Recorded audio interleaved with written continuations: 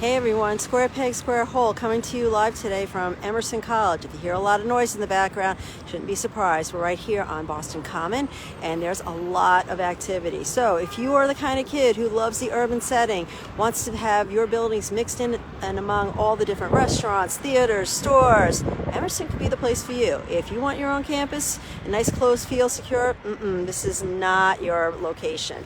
That being said, if you are looking for fine arts, if you are into communication, theater, radio, television, journalism, Emerson's a great school for you. So Emerson itself is a pretty small college, 400 undergrads. It's been around for a pretty long time. It started up early 1900s. As a matter of fact, the building behind me is called the Little Building. That's one of their original res halls. Back in 1917 it was built.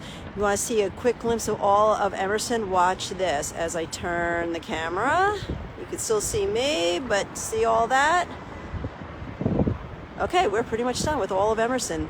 Not too bad. Kind of like Ryder, for those of you who have actually watched my Ryder video as well. There's a little bit more if you go down the street over here, but Emerson is definitely that small campus feel. A little bit of it reminds me of Temple. If you're, as you go down one of the alleyways, you'll find some of their buildings, or down this really cute little brick alleyway, very much reminiscent of how Temple has that whole alleyway space as well.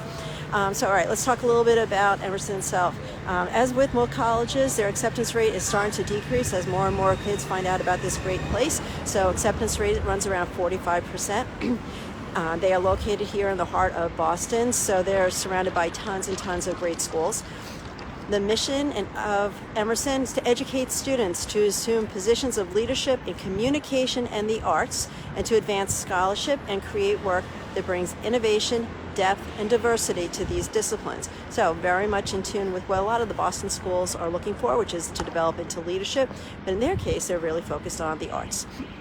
So what are they known for? Communication studies, performing arts, film, visual art, again, journalism, and marketing, but specifically it's more around the fine arts. They also have a business of creative enterprises. So for those of you who are looking to make sure that you can not only do the work, but then build your own business from it, this could be a good spot. So obviously some of the more popular majors run along those same lines: theater, cinematography, journalism. It's the only four-year school, liberal arts institution that's devoted exclusively to the study of communication and the arts. So while there are other schools around like RISD, SCAD, that do a lot of fine arts, this is the only four-year liberal arts school they claim to be, to do that. They are the first school to create a journalism major. That was back in the 1920s. In the 1940s, they had the first educational radio station, and in the 50s, they had the first TV station for the school. So again, really premier space for that. It's very much a residential college, which I like, because given the space that you wouldn't really find your people otherwise, you're required to live on campus for the first 3 years. So I think that's a really good way of them helping to build community among everyone. This is 2/3 female, 1/3 male. It's about half white, half a mix of everybody else. And they also have a lot of international students. So again, it just kind of shows you how they're really well known for the cinematography, film, theater. So people are coming here looking for that. If you're looking for a space for LGBTQ plus space, this is it. You'll feel very comfortable here. They do have some sports, the D3 Lions, go Lions, and they have Griff the Lion as their mascot. And some of you might recognize some of their more famous alums. So Jennifer Coolidge, Jay Leno, for those of you in a little bit older space like me, as well as Henry Winkler, the Fonz, who doesn't love him, right? And Zach Kornfeld. So there's a lot of people who come here and go on to do some really cool things.